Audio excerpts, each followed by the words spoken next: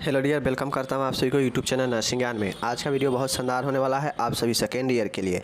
जैसा कि जानते हैं कि सेकेंड ईयर में अभी कॉन्जेनिटल डिसऑर्डर चल रहा है, मीन्स जन्मजात रोग के बारे में हम लोग पढ़ रहे हैं, जिसमें बहुत सारे रोग के बारे में हम लोग पढ़ चुके हैं और वे सभी रोग जो भी अभी पढ़े हैं वह काफ़ी ज़्यादा महत्वपूर्ण है।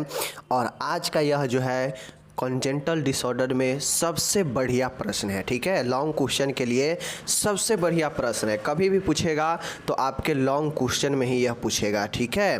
तो आप लोग इसको अच्छे से देखिए, समझिए। वीडियो नंबर आपका 23वां है चाइल्ड हेल्थ का। तो जो लोग अगर नहीं पढ़ रहे हैं वो ज़रूर पढ़िए, खासकर जो यूपी वाले हैं उनका अब से रेगुलर देखना शुरू कीजिए, क्योंकि अब से जितना पढ़ाएंगे कम से कम आपको रिवीजन भी तो होगा ना। तो याद रखिए, आप लोग पढ़िए, समझिए, ठीक है।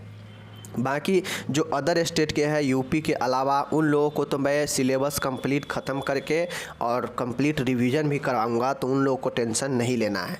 यूपी वाले का एग्ज़ाम नवंबर में है, तो उनके लिए मैं ये कह रहा हूँ कि अब से आप पढ़ना शुरू ज़रूर कीजिए, अगर नहीं पढ़ रहे हैं तो, ठीक है। चलिए शुरू करते हैं।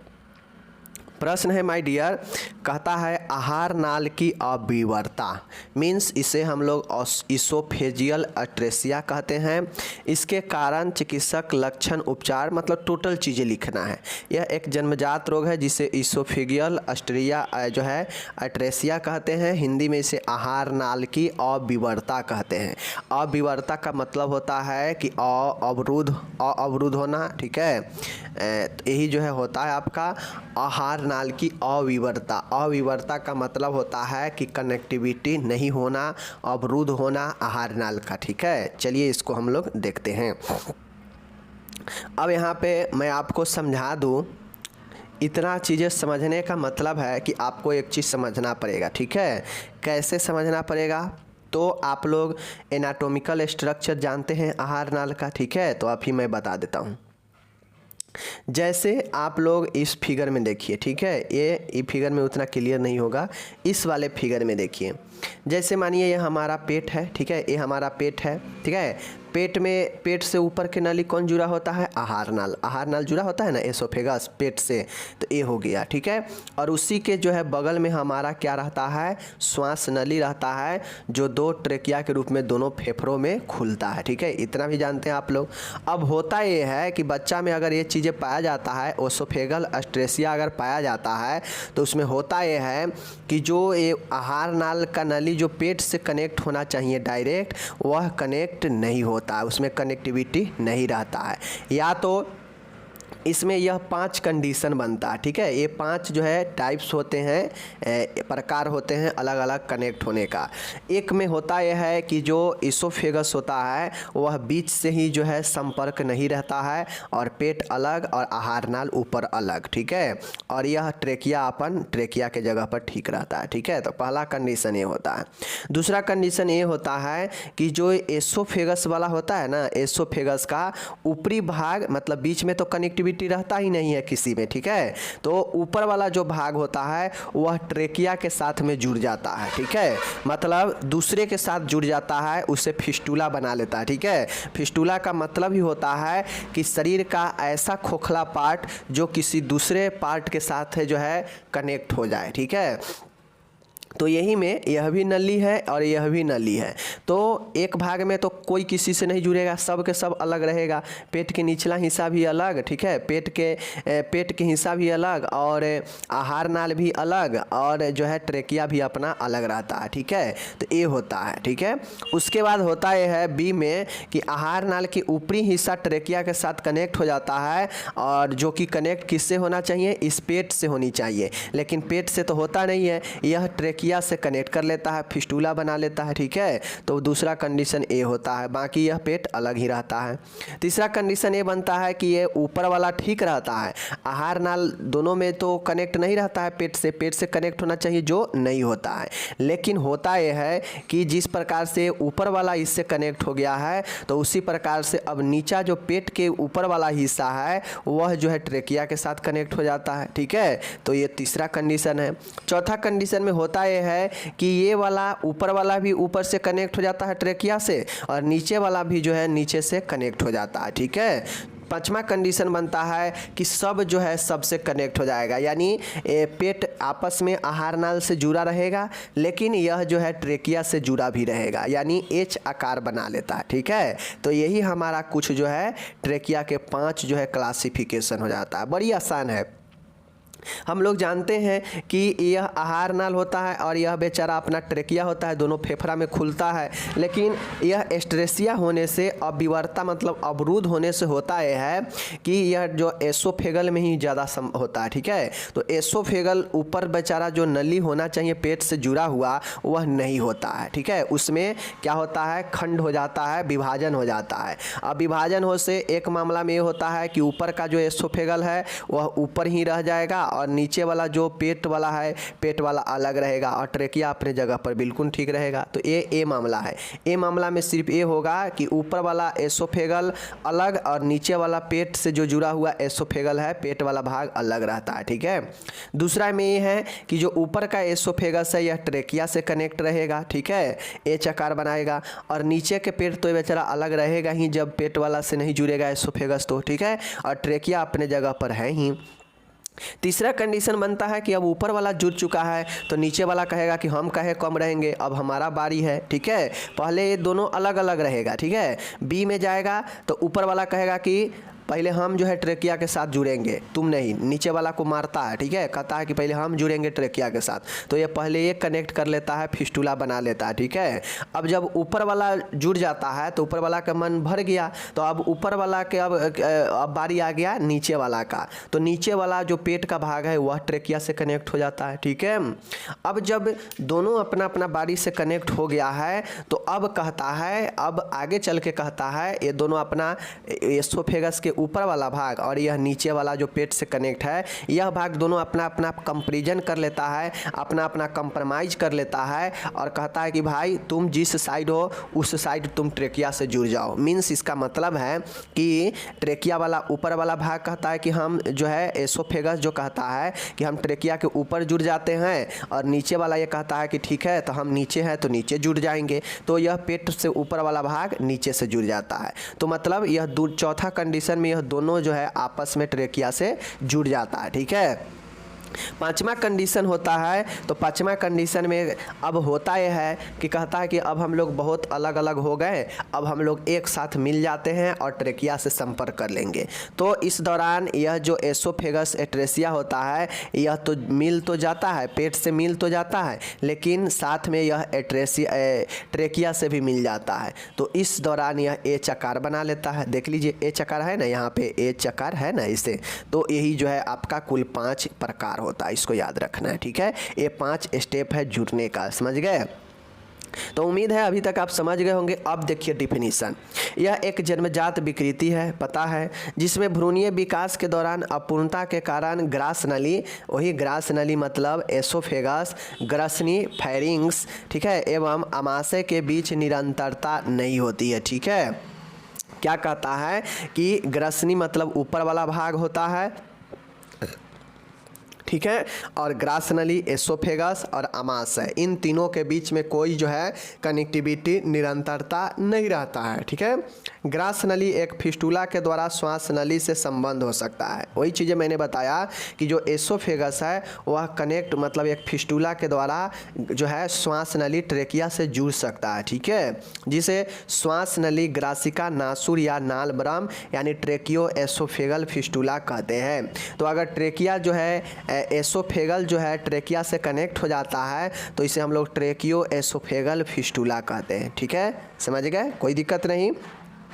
तो ये चीज़ को समझना बड़ी आसान था जब आप इस फिगर को समझ जाते हैं। फिगर समझ गए होंगे, मैंने कितना बार रिपीट कर दिया। सीधी सी बातें हैं कि एसोफेगल एट्रेसिया यह एक जन्मजात रोग है। अब जन्मजात रोग कैसे होता है, तो मान गए भ्रूण जब विकास के सिचुएशन में था गर्भ में, तो उस दौरान उसे जो है यह विकास नहीं हुआ होगा, विकास में अवरुद्ध हुआ होगा, जिसके कारण अपूर्ण रूप से इसके विकास नहीं हुए, अपूर्ण रूप विकास में अपूर्णता आ गया होगा, मतलब पूर्ण रूप से विकास नहीं हुआ होगा। तो उसके कारण मान गए यह अपूर्णता मान गए इसी एसोफेगल एट्रेसिया में को ही बना दिया होगा। ठीक है, देखिए अपूर्ण विकास कहीं भी बना सकता है। अगर मान गए भ्रूण में संपूर्ण विकास नहीं हुआ है, विकास में कमी रह गया है, तो यह विकास में कमी कहीं भी हो सकता है। तो मान गए बहुत सारे जैसे हमने पढ़े हैं कि कट जाएगा, तो उसमें भी विकास में कमी हो गया, ओठ का कटना, तालू का कटना, ठीक है। हम लोग ये भी पढ़ चुके हैं कि मस्तिष्क में पानी भर जाता है, तो वह भी जन्मजात ही है। हम लोग ये भी पढ़े हैं कि कुबर निकल जाता है, क्या बोलते हैं उसको,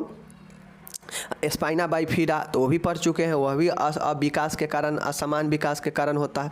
तो ये सब होता है। तो इसी प्रकार से मान गए किसी को अगर ओसोफेगल में, ठीक है, ओसोफेगल में अगर विकास सही से नहीं होगा तो उसे ओसोफेगल अट्रेसिया हो जाएगा, ठीक है ना। तो यही चीज़ें होता है। अब जिसमें अगर किसी को ये होता है तो उसके ग्रासनली, ग्रसनी और आमाशय के बीच कनेक्टिविटी सही नहीं रहता है, ठीक है, निरंतरता नहीं रहता है। और ग्रासनली एक जो है फिस्टूला मतलब एक कनेक्टिविटी बना लेता है, किससे, श्वास नली से, ठीक है, जिसे श्वास नली ग्रासिका नाल सुर, ठीक है ना, यानी ट्रेकियोएसोफेगल फिस्टूला कहते हैं। समझ गए चीज़ों को।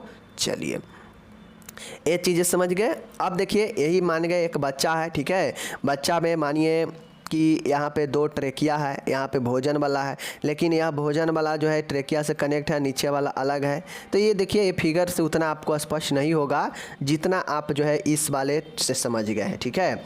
अब इसके प्रकार आपसे पूछेगा कि प्रकार को बताएं, तो ऊपर देख लिए कुल 5 प्रकार होता है, 5 प्रकार से यह कनेक्ट होता है। टाइप ए में होता है आइसोलेटेड एसोफेगल एट्रेसिया। आइसोलेटेड के मतलब होता है कि जो एसोफेगल है वह पृथक रहता है, ठीक है। इसमें दोनों एसोफेगल मतलब जो आमाशय से नीचे जुड़ा हुआ है वो, और ऊपर के जो एसोफेगल है, दोनों अलग अलग होता है। आइसोलेटेड मतलब पृथक होता है, पृथक मतलब अलग होता है। तो ऊपर का जो यह आहार नाल है वह नीचे वाले जो पेट से जुड़ा हुआ आहार नाल है, यह जो है बीच में दोनों के अलग रहता है, ठीक है, पृथक रहता है। और ट्रेकिया अपने जगह पर सही रहता है, इसीलिए इसे आइसोलेटेड एसोफेगल एट्रेसिया कहते हैं। और यह 8% संभावना ऐसे मामले में बनते हैं, ठीक है। बी नंबर का है, कहता है प्रॉक्सिमल फिस्टूला विथ डिस्टल एस्ट्रेसिया। अब यहाँ पे कह रहा है कि प्रॉक्सिमल फिस्टूला विथ डिस्टल एस्ट्रेसिया। अब यह 1% मामले में बनता है, जो एसोफेगल का ऊपर वाला भाग जो है कनेक्ट कर लेता है ट्रेकिया से, ठीक है, नीचे वाला भाग अलग रहता है पेट का, ठीक है।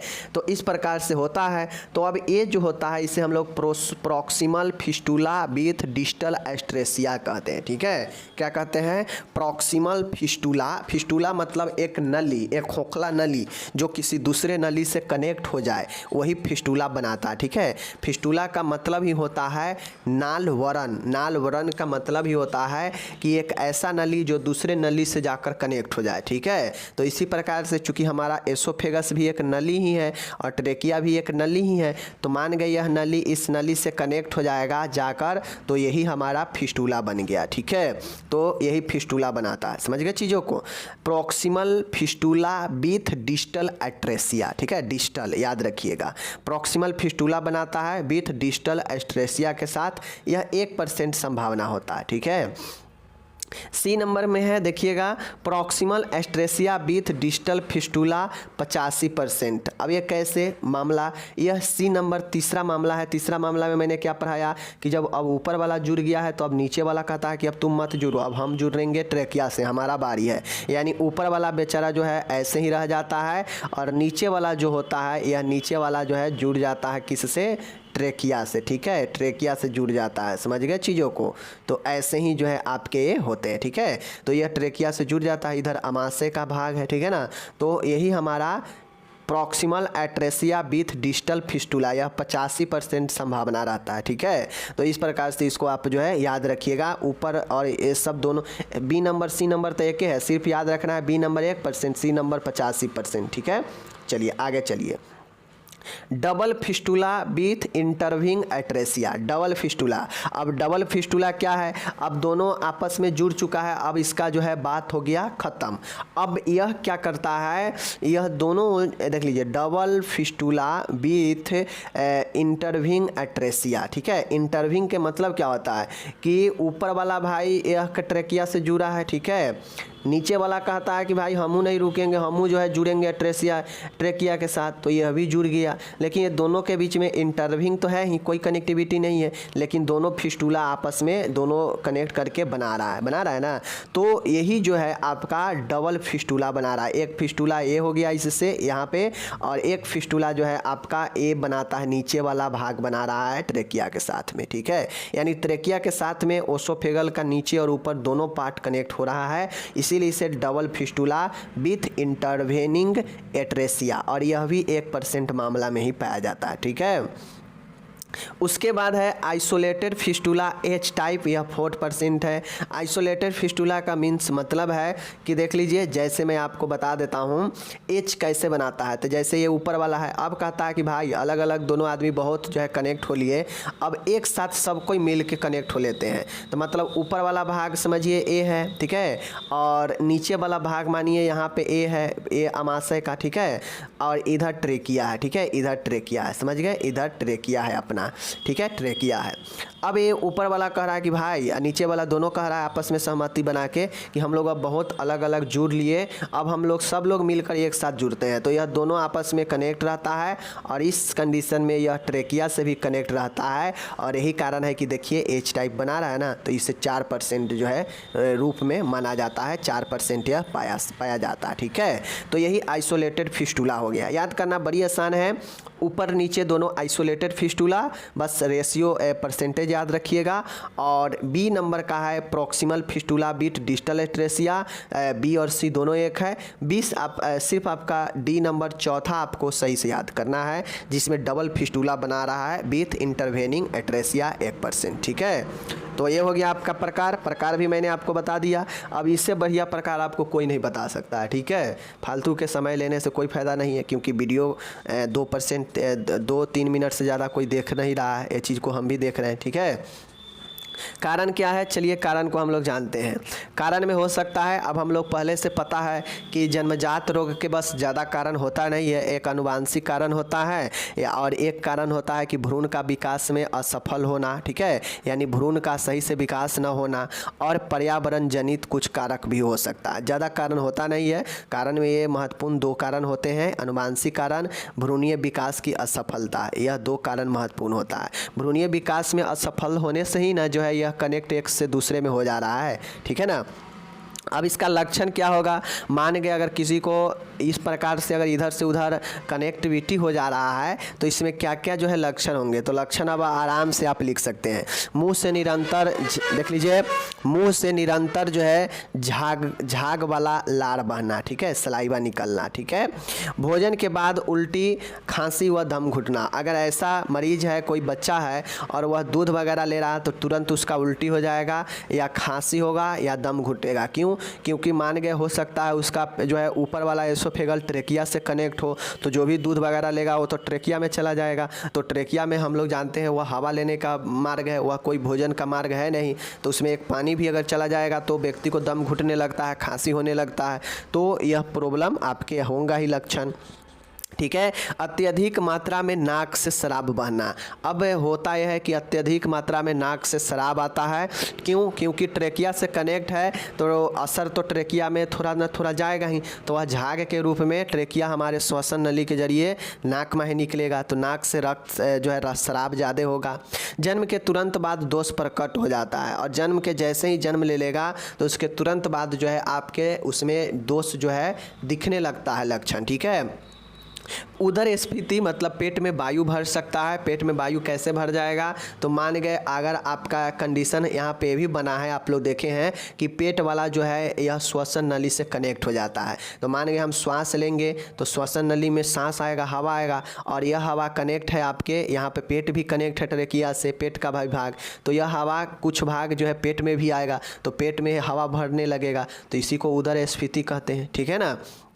तो यह सब लक्षण याद रखिएगा कि मुंह से निरंतर झाग बहना, ठीक है, भोजन के बाद उल्टी होना, खांसी होना, दम घुटना, अत्यधिक मात्रा में नाक से सिक्रेशन होना, जन्म के तुरंत बाद दोष प्रकट हो जाना, उदर में वायु भरना, ठीक है, जो है आरामदायक महसूस होना मतलब आराम नहीं लगना, ठीक है, परेशानी होना, श्वास लेने में कष्ट होना, ठीक है, कुपोषण हो सकता है इस कंडीशन में, क्योंकि भोजन बच्चा सही से नहीं करेगा, उल्टी हो जाएगा तो कुपोषण भी होगा, ठीक है। तो और सारे लक्षण आप इसमें सहायक लक्षण लिख सकते हैं, ठीक है। चलिए इसका उपचार क्या होगा माय डियर, तो उपचार में ट्रीटमेंट में सबसे महत्वपूर्ण इसका होता है सर्जरी।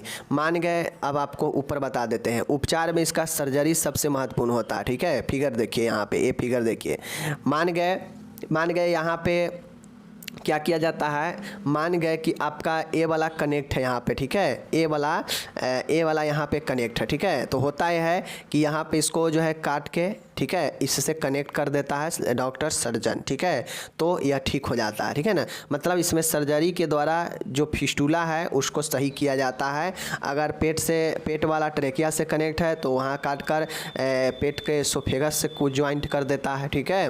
तो यही जो है सर्जरी होता है। तो पहला उपचार में आप यही लिखिएगा कि इसके लिए जो है सर्जन जो है आवश्यक सर्जरी करते हैं, जहाँ पे फिस्टूला को ठीक करते हैं सर्जरी के द्वारा। तो ट्रीटमेंट में पहला पॉइंट सबसे आप लोग ये लिखिएगा, यहाँ पे हम छोड़ दिए हैं, छूट गया है, सर्जरी लिखिएगा, पहला सर्जरी होगा, ठीक है। सर्जरी के द्वारा जो मार्ग इधर से उधर कनेक्ट हो गया है उसको करेक्ट किया जाता है, सही किया जाता है, ठीक है। आगे देखिए, बालक को 30 डिग्री कोण पर ऊंचा उठाकर रखना चाहिए ताकि आमाशय पदार्थ बाहर ना निकल पाए, ठीक है। अब मान गए जो भोजन आप मान गए दे रहे हैं, भोजन जो आप डायरेक्ट पेट में पहुंचा रहे हैं, डायरेक्ट तरल वगैरह आप भोजन जो है पेट में दे रहे हैं बच्चे को ट्यूब के द्वारा, ट्यूब फीडिंग कराकर, चूँकि भोजन लेने में असमर्थ है, वह उसका एसोफेगल काम कर नहीं रहा है, एसोफेगल इधर से उधर कनेक्ट है, तो वो तो भोजन पेट में जाएगा नहीं। तो इस कंडीशन में हम क्या करते हैं कि डायरेक्ट ट्यूब फीडिंग कराते हैं बच्चे को, ठीक है। डायरेक्ट आमाशय में, पेट में जो है ट्यूब को इंसर्ट करके और जो है भोजन उसमें तरल दिया जाता है। तो इस कारण जो है भोजन हो सकता है आमाशय से जो है बाहर निकल जाए, चूँकि उसका कनेक्टिविटी दूसरे जगह है। तो उसके लिए जो है हम 30 डिग्री कोण पर रखेंगे, ठीक है ना, ताकि जो पेट का जो पदार्थ है वह वापस जो है ट्रेकिया में ना आए, ठीक है ना। चलिए, या बाहर ना निकले। दूसरा है संप ड्रेन द्वारा अपर एसोफेगल पाउच का सक्शन करेंगे। अब मान गए ऊपर वाला जो एसोफेगल है जो आमाशय से कनेक्ट नहीं है, इसमें हो सकता है कोई सिक्रेशन वगैरह हो, भोजन लेने के बाद जो है दूध लेने के बाद इसमें कोई चीज़ का जमाव हो, तो इसको जो है हम लोग सक्शन करते हैं संप ड्रेनेज के द्वारा, ठीक है, अपर एसोफेगल को, ठीक है। चलिए, तीसरा है माय डियर गैस्ट्रोटोमी करना ताकि आमाशय में दबाव कम हो एवं अंतः श्वसन को रोका जाए सके, तदुपरांत इसका उपयोग आहार देने के लिए किया जाता है। अब ऐसे मरीज में चूँकि सर्जरी अचानक से तो जरूर किया नहीं जाता है और सर्जरी करके ठीक किया नहीं जाएगा, तो पहले उसको जो है गैस्ट्रोटोमी किया जाता है। मीन्स पेट में क्या किया जाता है, ट्यूब को लगा दिया जाता है, डायरेक्टली एक चीरा लगा के जो है पेट में ट्यूब को लगा दिया जाता है और भोजन वगैरह जो है उसी ट्यूब के द्वारा पेट में डायरेक्टली देते हैं, ठीक है। तो इससे मान गए जो है श्वसन, अंतः श्वसन मतलब अंदर ही अंदर श्वसन भी जो है रुकता है, दबाव कम होता है और पोषण के लिए भी काम में आता है गैस्ट्रोटोमी, ठीक है। आगे है चौथा है लाक्षणिक उपचार। अब लक्षण के उपचार करते हैं, जैसे एंटीबायोटिक संक्रमण से रोकने के लिए ऑक्सीजन देंगे, चूँकि ऑक्सीजन का कमी श्वसन कष्ट हो सकता है इसमें, तो ऑक्सीजन देंगे, ठीक है। तरल के कमी के लिए आईवी फ्लूइड कंटिन्यू देते रहेंगे पोषण बनाने के लिए। तो यह जो है आपके हो गए, ये सब सहायक उपचार हो गए, लेकिन मस्ट उपचार इसका क्या होगा आप लोग को मैं बता देता हूँ। इस उपचार से पहले आप यहाँ पे एक पॉइंट दीजिएगा और लिखिएगा कि मरीज का प्रबंध, और प्रबंध में आप लोग लिखिएगा, पहला प्रबंध लिखिएगा सर्जिकल प्रबंध, और लिखिएगा कि इसमें जो है बच्चे को जो है सर्जरी के द्वारा जो है ठीक किया जाता है फिस्टूला को, ठीक है, फिस्टूला को करेक्ट किया जाता है और जिससे जो है बच्चे को जो है आम तरीके से भोजन लेने के लिए तैयार हो जाता है। तो पहला सर्जरी लिख दीजिएगा, सर्जरी में लिखिएगा कि जो चिकित्सक होते हैं वह सर्जरी के द्वारा जो है फिस्टूला को ठीक करते हैं, ठीक है। बस ये हो जाएगा। दीजिएगा और उसके बाद उपचार में ये सब लिख दीजिएगा। ये सब तो सहायक है, ठीक है, सहायक उपचार है, ठीक है ना। चलिए, नर्सिंग प्रबंध की बात किया जाए तो चूंकि इसमें सर्जरी संभव है, अभी ऊपर बताए हैं सर्जरी होगा, तो सर्जरी के लिए इसमें कोई नाम नहीं है फलाना सर्जरी होगा, ठीक है। बस सर्जरी के जरिए इसमें जो है पेशेंट को यह ठीक किया जाता है, जो कनेक्टिविटी मान गए ट्रेकिया से है उसको जो है काट कर और उसको जो है सही दिशा में ठीक किया जाता है, ठीक है। अब रह गई नर्सिंग प्रबंध की बात, तो सर्जिकल मैनेजमेंट में कोई भी पेशेंट हो, अगर सर्जरी हुआ हो तो नर्सिंग प्रबंध आप लोग को पता है कि सर्जरी से पहले नर्सिंग प्रबंध करते हैं, सर्जरी के दौरान नर्सिंग प्रबंध करते हैं और सर्जरी के बाद नर्सिंग प्रबंध करते हैं। तो आप इसमें देखिए बीमारी क्या कहता है, तो बीमारी कहता है कि पेशेंट जन्मजात रोग है, एसोफेगल एट्रेसिया हुआ है, मतलब फिस्टूला बना है ट्रेकिया से अमाशय को या ट्रेकिया से किसको एसोफेगस के ऊपरी भाग से या सभी एक दूसरे से जुड़ा हुआ रहेगा। तो इस कंडीशन में अगर सर्जरी होगा तो एज ए नर्स सर्जरी से पहले आप क्या करेंगे, सर्जरी के बाद क्या करेंगे, टोटल चीज़ें आपको लिखना है। चलिए हम बता ही देते हैं कि सर्जरी से पहले देखभाल क्या क्या होगा। सर्जरी से पहले देखभाल क्या करेंगे, ऑपरेशन से पूर्व जो है बालक को मुख से मतलब मुंह से कुछ भी नहीं देंगे, ठीक है। और एसोफेगल एट्रेसिया में तो ऐसे भी जो है मुंह से डायरेक्टली कुछ नहीं देना चाहिए। बालक को वाइटल साइन का चेक करें व किसी भी परिवर्तन का तुरंत डॉक्टर को सूचित करें।